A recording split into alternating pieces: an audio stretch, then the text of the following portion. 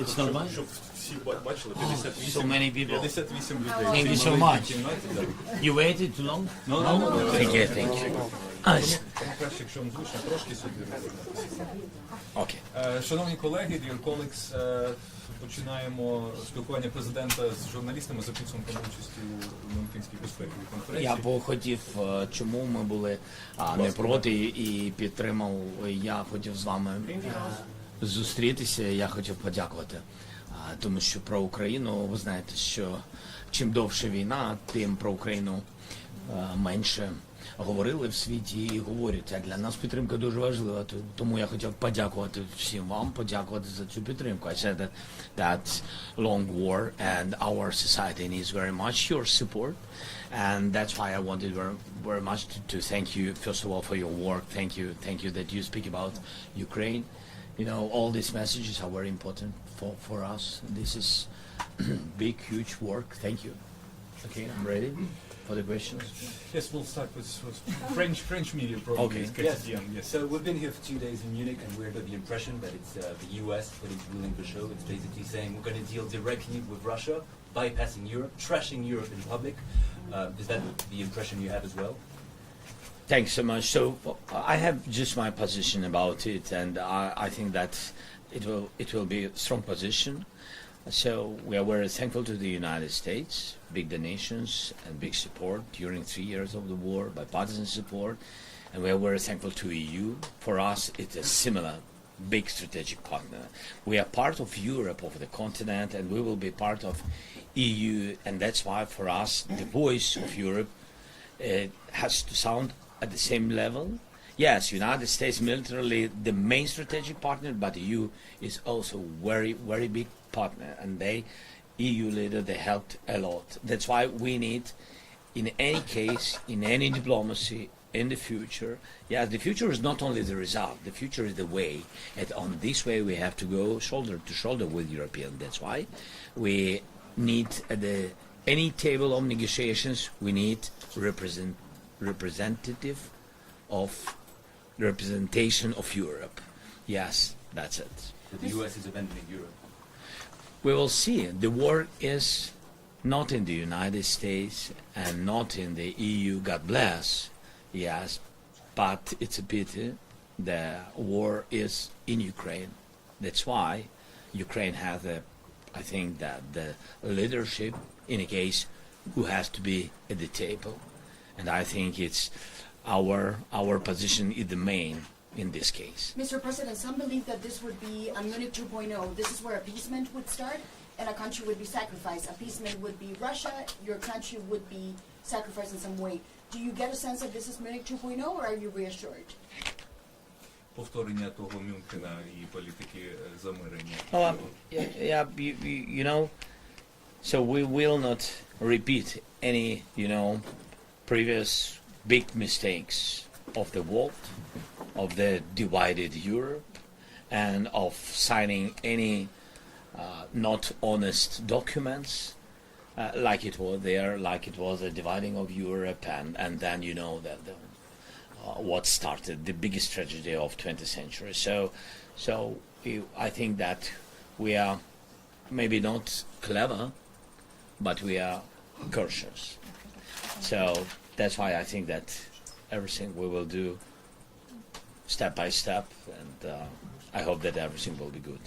Окей, новини лайв, будь ласка. Пане президенте, я вітаю вас. А що ви згодою про корисні копалини? Тому що багато інформації про те, що вона начебто готова, вона не готова. Чи збираєтеся ви її підписувати і в якому саме змісті? Угода, по-перше, підписується на рівні міністрів, але я президент і буду мати на якість цього документа вплив, і тому я не дав міністрам підписувати відповідну угоду, тому що вона не готова.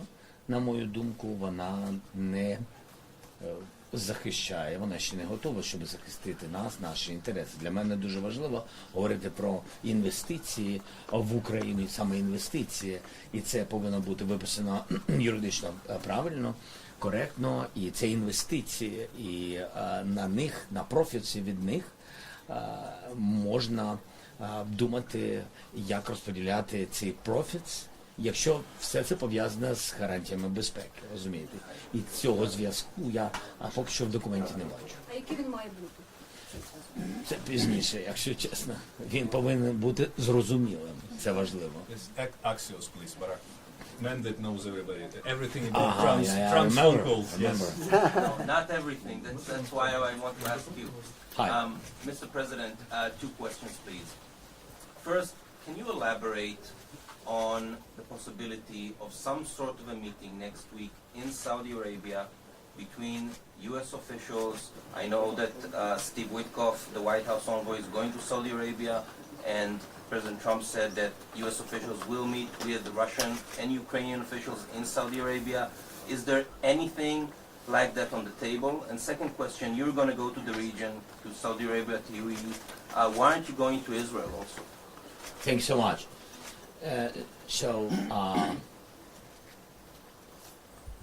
First, that maybe there is something at the table, but not on our table. So I didn't see any invitations, envoys, and etc. from Ukraine to meet with some other envoys. But anyway, envoy, this is that national. I mean, it's security advisor, and so we don't have any papers, any invitations, and it's something strange for me to speak in this case, in this format, if before we don't have any negotiation between us and our strategic partners. As I remember, Russia is not our strategic partner. And about, you asked about Israel, yeah? Yes. Because Why aren't you going to Israel as part of your trip to the region? No, our team's work, by the way, I have an invitation to go to Israel. I have a lot of invitations, by the way, and I'm very thankful. I am very sorry, because I really don't have time. You see that usually leaders, but we changed a little bit this practice. Yes, usually leaders, when they go somewhere with an official meeting, they go, it can be, 2-3 days, something like this. We changed it during the war because of the war, and so now we go without any, additional time for something, and that's why I usually have 1 day 2 visits, or 1 day 1 visit, but I had sometimes 1 day 3 visits. Yeah, that's why I don't have now time, because I had a lot of time to spend time here. It's 2 days in Munich for me with pleasure, but I don't have time. That's why I will spend 2 more days for 2 or 3 days for 3 additional countries. I don't have now time. The Ukrainian media. Telegraph. Телеграф. Пане президенте, скажіть, будь ласка, європейські партнери наші збадьорились після холодного душу від Джей Ді Венса? І, зокрема, як вони сприйняли вашу пропозицію про наш 1,5 мільйонний контингент як гарантію, по суті, безпеки європейського регіону? Ми говоримо, по-перше, про армію, яка буде дійсно зможе по силам захищати від російського наступу. Це може бути 1 мільйон, це може бути 1,3 мільйона, 1,5 мільйона. Ми говоримо про серйозні цифри.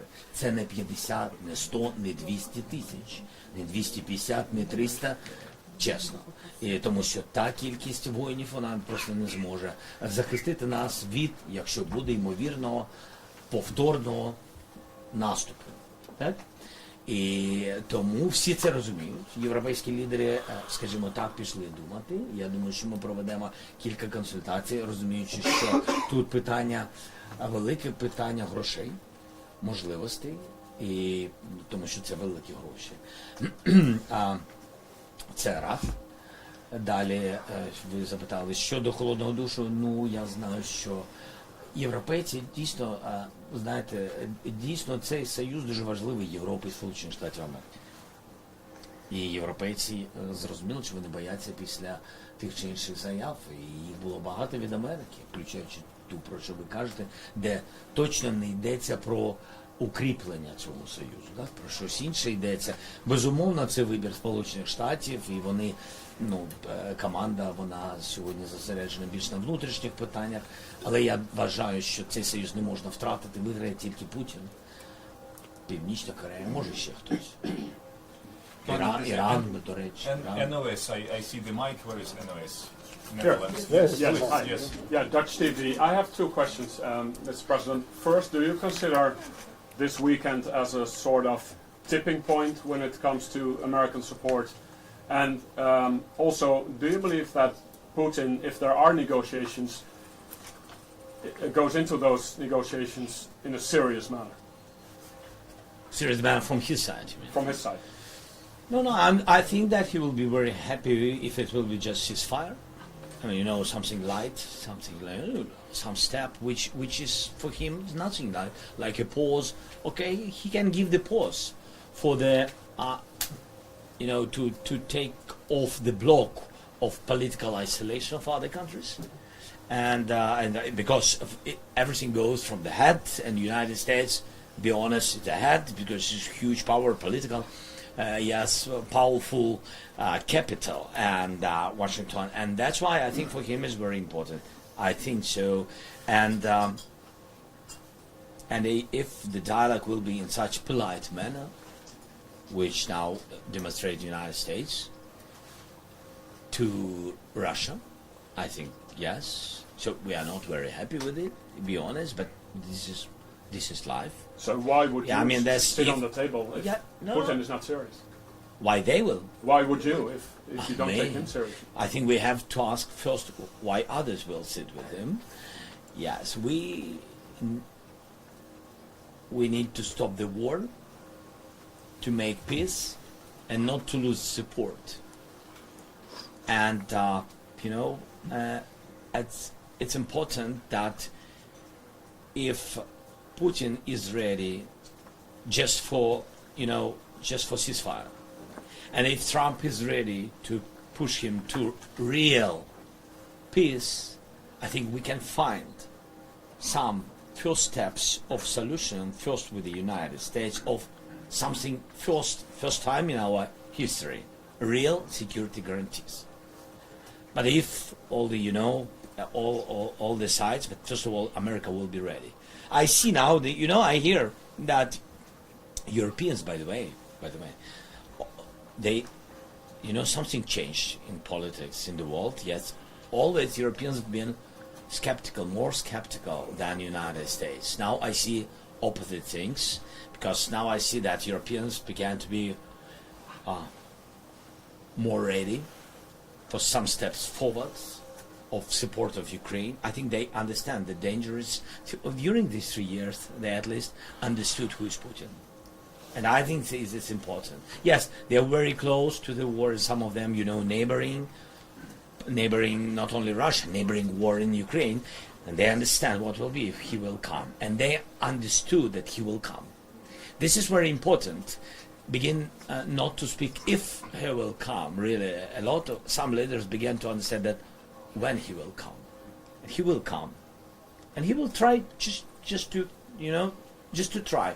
What will be if I will go somewhere to NATO or some attack and etc.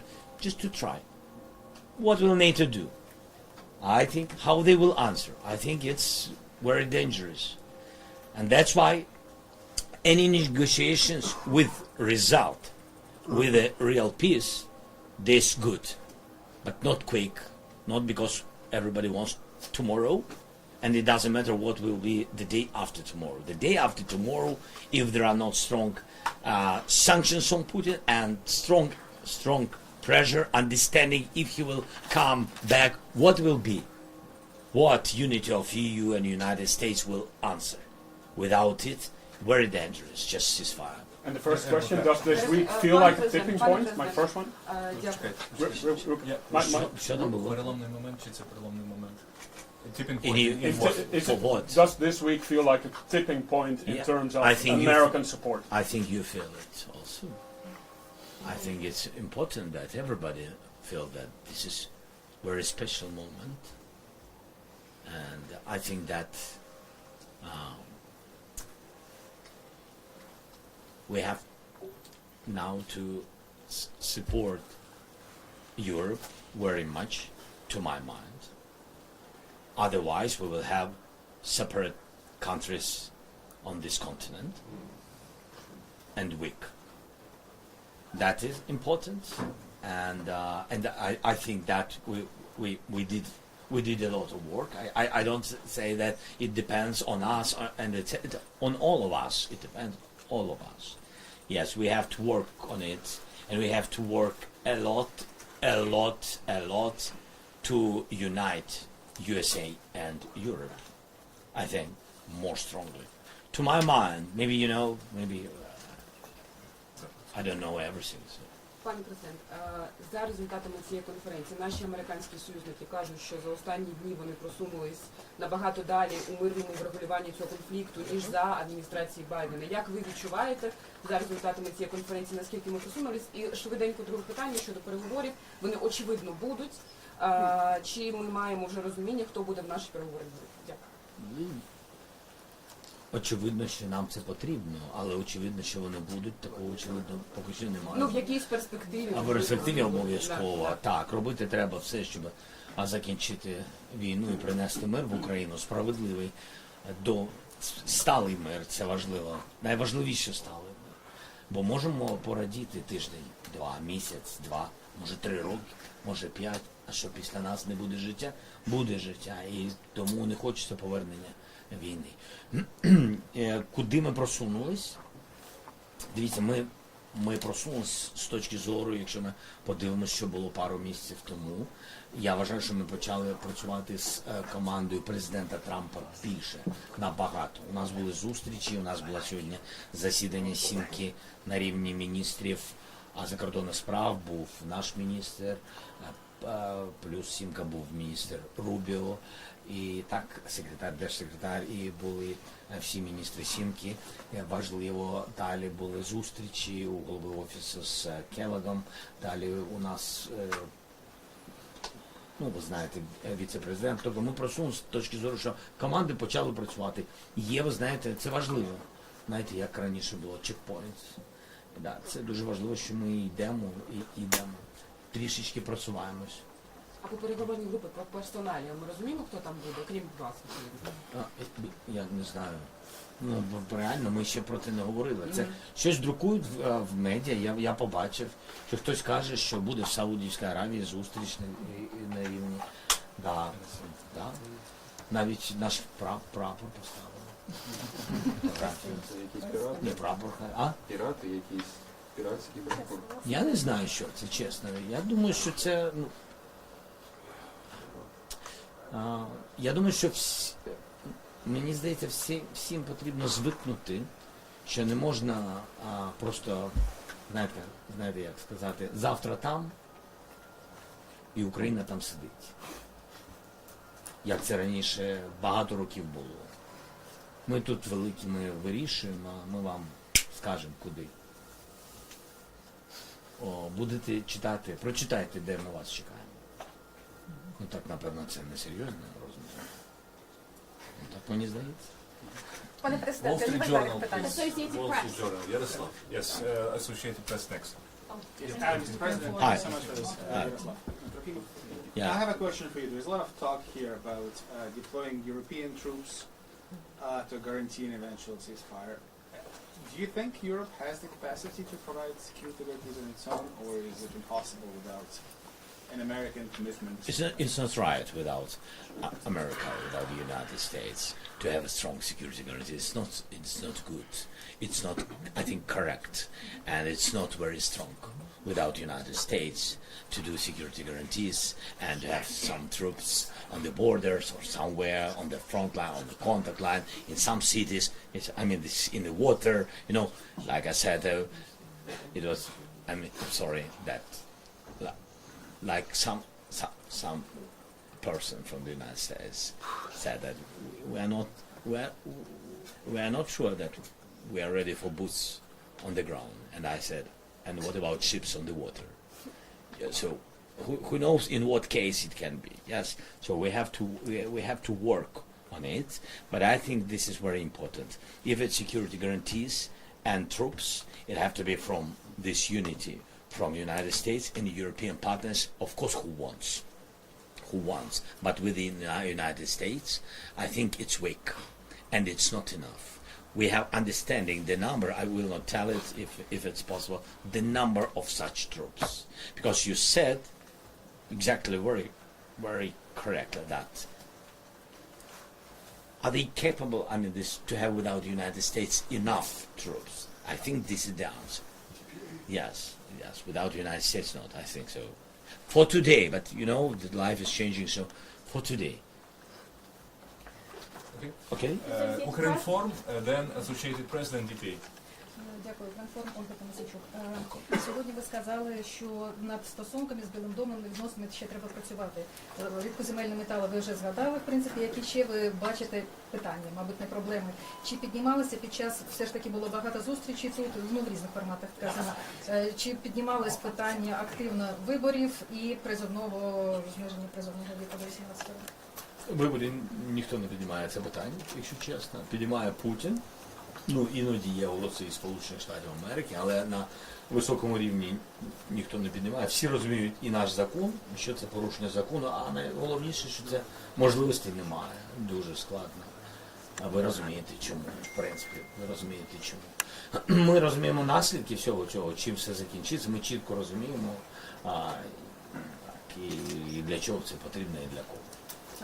Щодо призову, всі почали розуміти, що з'явився контракт.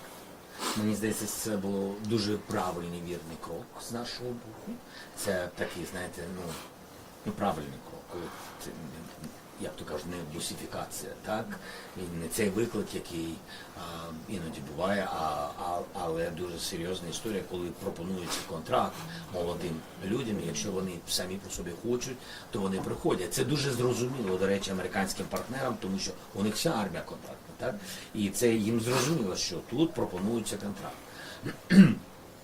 Хоча, я хотів би вам сказати, так як ми, цю війну ніхто не розуміє.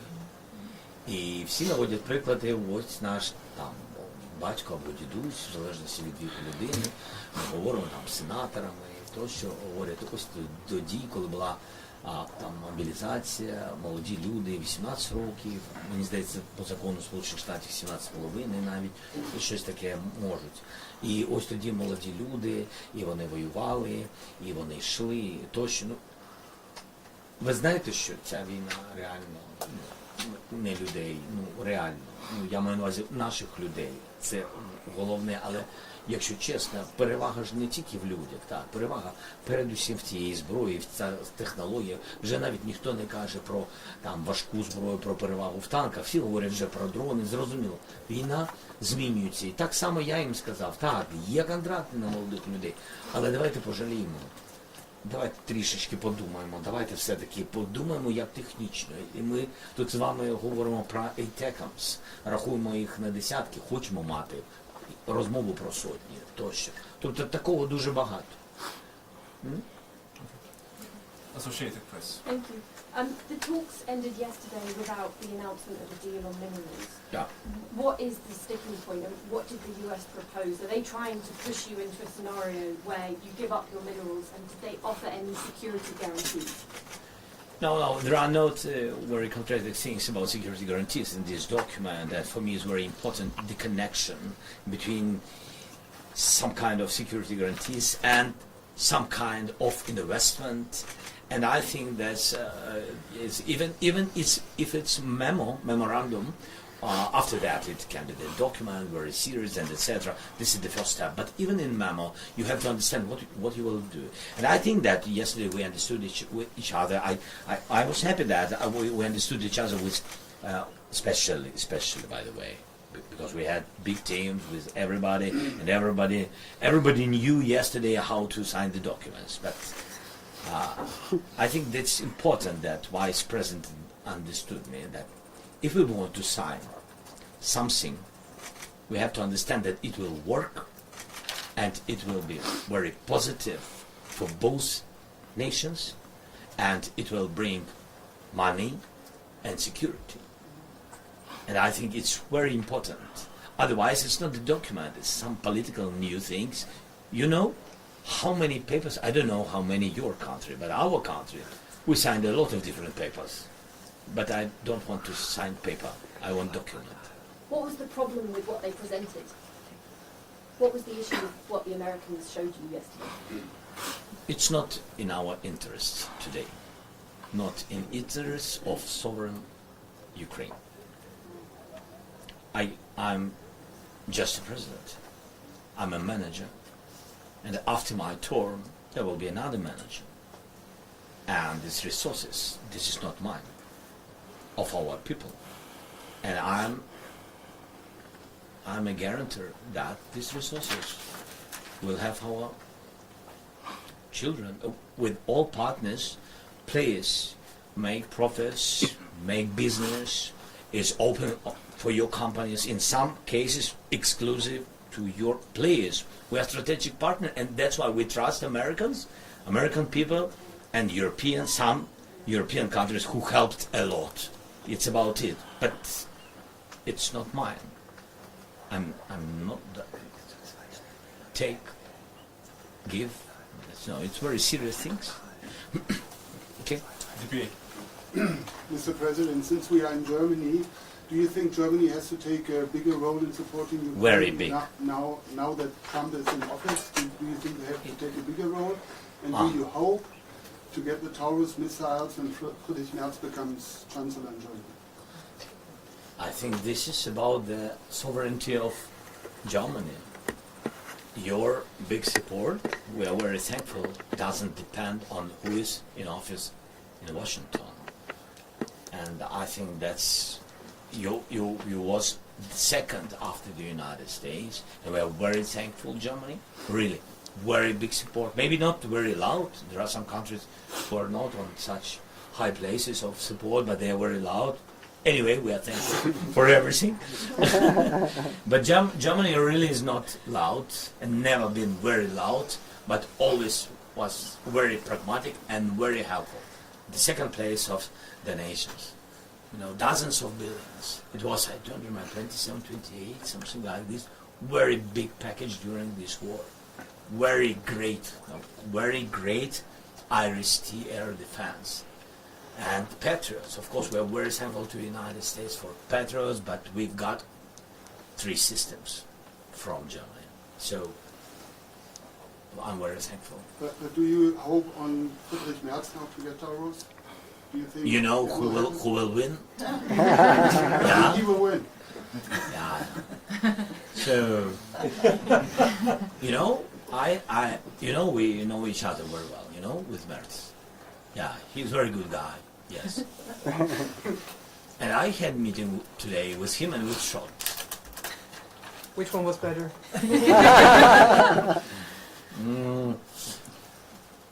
I will. When the day of your election, 23rd? Next Sunday. Next Sunday. 23rd. Next Sunday? Yeah. I will tell you on Monday. Okay. No, they're great guys. They're great guys. Yeah, Olaf helped a lot, really, and Merz also. He is always was on our side. So no comments. Only thanks. Only thanks. From that part of the yes, your question. Panie prezydencie, дуже вам дякую за ваш час. У мене є одне питання. I'm from New Zealand. We're a very small country. We're very far away, and a lot of people You're there. very happy that you are far away from Russia. Far away from Russia. That's the point. Everyone says, why should we care about Ukraine? It's very sad what's happening there, but it is of no relevance to us. Why is the Ukraine war relevant to people, not just in my country, but other small countries very far away from the world? What can I say? For example, you know, I had a lot of connections with Australian leaders and New Zealand, and we spoke about it. What everybody understands. For example, the element of North Korea, which been involved to this war by Russians. Is it dangerous for us or for your country? I don't know for whom is more dangerous, because that what we see, the North Koreans. They learned a lot of knowledge, and they have a big experience how to use missiles, long-distance drones, electronic warfare, modern electronic warfare, another war. And they brought already this knowledge by their offices, by the way, home, and they will use it or will try to use it in their interests. And I think also it can be in the region which is very close to you. And I think that really, yes, you can be happy because you don't have this big land war, because you are not neighbors with Russians and etc. But really the war doesn't have the distance. When you speak about missiles, when you speak with drones, it's about thousands of kilometers. So, and I think that if the most important, you know, the dangerous guys in your region, and I think that you understand that if Russia will win, another guy will try to do something in your region. I think so.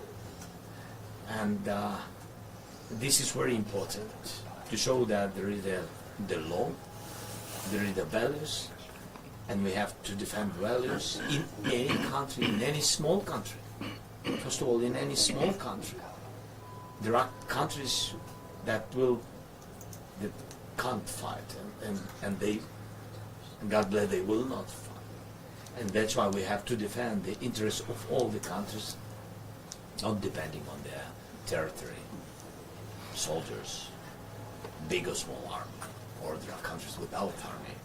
We have to defend people's life. Okay. Freedom. Yes. Thank you. Freedom. Коментарі на виступ Венса. Ви поділяєте його думку, що демократія в Європі в такому занепаді знаходиться, як він описав це? І про миротворців, чи є, можна казати вже про пул країн, які, ну, хоч не публічно, кажуть, що вони готові у разі прийняття рішення, в разі позиції США відправити свої контингенти? Дякую. Це рішення. Я не можу сказати за ці країни. І я не буду їх називати, тому що все ж таки це внутрішнє спілкування лідера зі своїм суспільством, це рішення внутрішнє тієї чи іншої країни, але є позитивне розуміння деяких країн. Так, є розуміння і є готовність, якщо ви про це, допомагати Україні. І якщо Україна побачить, що контингент є дійсно одним із форматів або однією з складових гарантій безпеки, вони будуть готові відправити до нас свої війська, свої контингенти. Всі все одно говорять про те, що це в момент ceasefire. Ми повинні розуміти, що просто людей ніхто квіток на війну забирати, купувати не буде, ви розумієте. Тому всі говорять про те, що це момент ceasefire. І коли є момент ceasefire, які гарантії безпеки, і там є, наприклад, раз, 1, 2, 3. І один із пунктів може бути контингент. І є готовність вже деяких країн. А стан демократії в Європі, як його в США оцінює? Я, чесно кажучи, мені здається, люди оцінюють. Я би подивився, чи хочуть люди жити в Європі. Мені здається, дуже хочуть. І живуть люди, абсолютно різні люди, різної віри, релігії, різних національностей. Я в цілому вважаю, що Європа найтолерантніший світ у світі. І я, до речі, я більш за все і люблю Європу.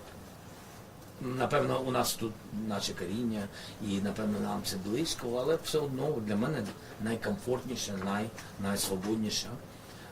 найсвободніша частина землі і частина планети. І я вважаю, що тут навіть найдемократичніше суспільство.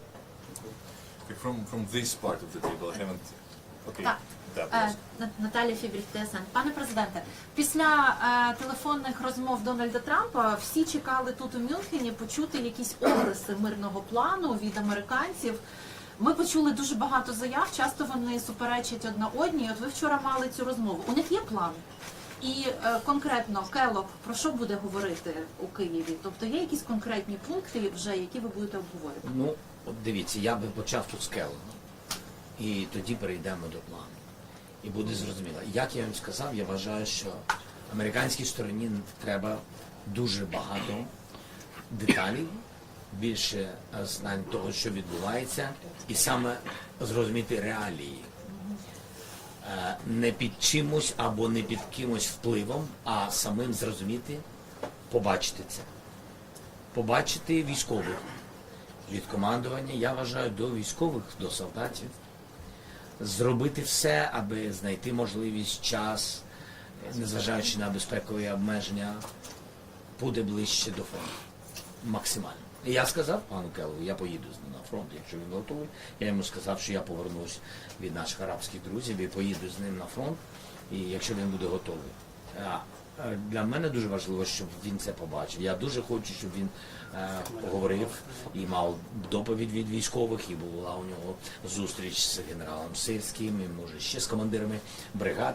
Тобто я дуже хочу, щоб ніхто йому нічого не нав'язував, а він просто пожив цим. І він, як людина, розуміння військове має, і досвід, і він. Мені здається, це буде для нього важливо, що це інша війна. І він побачить, що відбувається. Наслідки у цивільному світі, наслідки, де все виглядає вже не дуже цивільно, через ракетні удари, у військовому напрямку. І після цього я дуже хочу, щоб все це він привіз президенту Трампу. Я про це і сказав Трампу під час нашої розмови. Я дуже чекаю Келлога, я дуже хочу вас, щоб ви його все ж таки відправили. І я хочу, щоб він все це подивився, побачив, мав брифінги, мав доповіді, поговорив з різними людьми, з різними нашими військовими. Витратив на це і дуже гарно, що у нього є там 3 дні, мені здається, чи 2,5 дні. Так, я дуже цього хочу, щоб він все це привіз президенту Трампу. Він показав, він розказав. І мені здається, що після цього, напевно, ми будемо ближче до розуміння того, як ми бачимо це. Хоча б кроки. І після цього я готовий проговорити ці кроки з президентом Трампом. Ось, в принципі, на сьогодні моя мета і найближчі цілі. Okay, Deed then LBUA, and then Sky News, and then probably 1 or 2 questions, and we'll finish. Okay. Deed Anna Zaba from Deed. Thank you, Mr. President. From your conversations with the American delegation in the past days, do you have the impression that any of the points that PTEX has made are negotiable? That is, no NATO, no Europeans at the table, no American troops? And do you agree with his statement that regaining Ukraine's territory before 2014 is not a realistic option? A difficult question. All these points are not in our dreams, but we are people. We understand that all these points are very difficult, and we can't go through these points without challenging. Only one thing which distorted me, that all these points depends not on Russia, on our friends, and that's why I think we have more to work. It means that we can have more positive result, more positive view from the American side to these points. When we speak NATO, for example, when we say no NATO, it's because we think that it will be more sweet dialogue with Putin. Yes, for someone I don't know, so I don't count on it, and I don't need it. I think we have not to have any human dialogue with Putin. We need just points. And just understanding how to finish the war without emotions. Probably.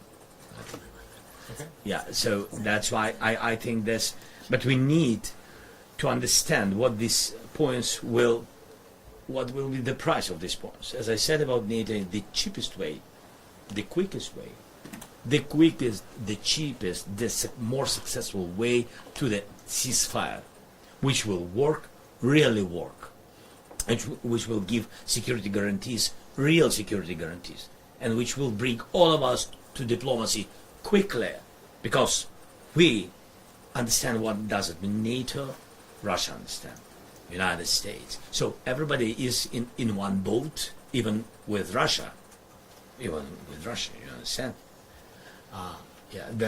That's why I think it's the most cheapest and quickest. If really we understand that we want to finish this war as quick as possible. But alternative, as I said, alternative. Just look, what does it mean NATO? Number of troops, what security guarantees, training missions, money, and etc. Okay, if not this, the question is Who will pay? And it is who will pay 1 million army? Approximately. Who will pay? Now we have 40 billion deficit, as I said, to all the partners. 40 billion deficit in our budget. 40 billions. Army 800 plus 800,000 our army. Where will we'll have this money? Where we will get? Who will pay? And of course, if it's not NATO, then we go to air defense very quickly. The first my question will be, good. Let's begin not speak about boots on the ground, just where America can help quickly. Patriots, systems. 2025. Who will give us? If during the war, if during 3 years we didn't get such huge number. So here, that's all about the price of security guarantees. And when we speak about the Russian assets, and we have questions, but we have very quick answers. And we can say that North American money, good, give us 250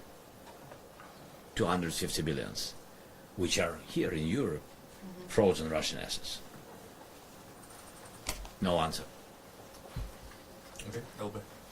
Пане президенте, ЛБ, два коротких запитання. В умовах, коли Білий Дім ввів санкції проти Міжнародного кримінального суду, чи буде Україна домагатися надалі притягнення до відповідальності Росії за вчинення воєнних злочинів? І друге, у своїй промові в кінці ви зазначили, що Росія навіть з Молдови частково вивела свої війська. Розкажіть технічні деталі, як вам це вдалося і наскільки там зменшився контингент і ця сусідня країна стала менш небезпечною для нас? Дякую. Ну, там же ви знаєте, що частина Молдови вона знаходиться під сепаратистами, так, чи можна сказати, але під контролем Росії в будь-якому випадку. Контингента там на сьогодні залишилось, ми вважаємо, десь 2,5 тисячі. І якщо чесно, я вважаю, що русських залишилось 1,5 на нашу думку. Тобто кілька тисяч вони вивели, під час війни вони ж всюди брали. А як Румунію виводили? Як виводили? А? Як вони виводили?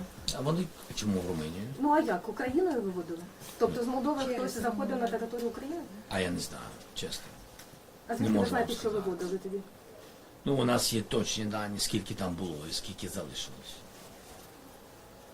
Там було десь, 5,5 чи 6 тисяч людей. Залишилось набагато менше, які сьогодні в більшості своїй вони охороняють ці склади зі зброєю. Якщо ви знаєте, Кавбасна, так, і вони охороняють ці склади, а частину вони забрали. Мені здається, тоді, напевно, вони через Кишинев, я думаю, літаками. Так, вони ж користуються цим аеропортом, ну, користувалися, принаймні. І по МКС прокоментуйте, будь ласка, бо я не можу поки що прокоментувати. В будь-якому випадку Україна буде робити все, щоб притягнути Росію до відповідальності в будь-якому випадку. Дякую. Дякую. That will be probably the last question. Please. Thank you. Deborah Hayes from Sky News. You had a clear message today to European leaders about the need for an armed forces of Europe. What is the danger to this continent and the world if they don't listen to your warning and react? And in particular, can you talk to the people of Western Europe who've been lucky enough not to have to worry about war since the end of the Cold War and who have really forgotten that all-of-nation resilience that obviously in Ukraine you know so well? I hope that our dialogues with leaders, these speeches, and then meetings like the second part after speeches, yes, to make dialogue basing on very concrete details about EU army or about contingents or about increasing the brigades, not only in Ukraine. I spoke when I spoke about big army, I said that I'm speaking. It's not about our contingents on our territory. Not only about it. I'm speaking about first of all your brigades. We know the number of brigades. What you have, mostly in Europe. We understand what does it mean, and I think it's important for all of us, because It's very dangerous. If Russia has 3 times bigger army than all Europe, so I think this is the answer that is dangerous, because minimum now, when Putin is such person who is ready for such such steps, and who is ready for occupation. That's why. So we not only speak about it. I think we made a lot of progress. I think from the very beginning of the war, leaders, after all my visits, all our dialogues, they understood that they increased production. Yeah, they wanted very much to help us with deficit of artillery or drones, a lot of systems, armed vehicles, a lot of things, but anyway, the production in Europe now 3-4 times bigger. Then I think what was important, because of the war, what was important that all your leaders, in not only in the East, in all Europe, they began to check what is in your storages and what quality, and a lot of things been destroyed. And that's really, nobody understood what are the conditions with the army, what really will work, and what is just staying, 10, 20, 30, 40 years. So this is also very important, but it's not enough. Then I think that a lot of new technologies, and we brought really to our partners, and that really how it will work, and you will not, God bless you, will not any wars, but I think that anyway, if it will be some challenges, new drones, new sea drones, a lot of devices which can change human people on the battlefield, and I think it's also important. This is global security. This is real. By the way, this is real security, which works. But it's not enough to defend yourself if Russia will go to NATO countries. And what you asked more? Or it's enough? It was more just to speak to the ordinary people, because you said that the leaders are starting to understand. You said that you've noticed a difference in terms of their understanding of the threat from Russia. But it's like the people who choose the priorities in democracies. So what's your message to ordinary people that have forgotten what it's like to feel a threat as you feel in Ukraine? No, but look what's going on with us. And it will be in your countries if Ukraine will not stop Putin, and if these countries, Europeans, will not or will stop their support. Just look. So millions of people, migration, more than 8 million people lost their houses. They lost their husbands. Their husbands went to the front line. A lot of losses, human losses. Then destroyed houses. All you love, all life, what you loved before, now you will lose. Because this is the war. And of course now, especially Ukrainian people, I know there are some cases with Ukrainians who are abroad, that there are some cases, and some societies are not very happy that a lot of Ukrainians, but just sometimes just come and understand and look at them, and you can be on their place in a other country and think about it, what will be. So I think that Ukrainians saved Europe. Really, I think so. Maybe because I'm the president of Ukraine. I don't know. But I'm honest with you. Okay. Thank you. Thank you. Yes. Goodbye. All the best. Thank you. Thank you so much. Thank you. Goodbye.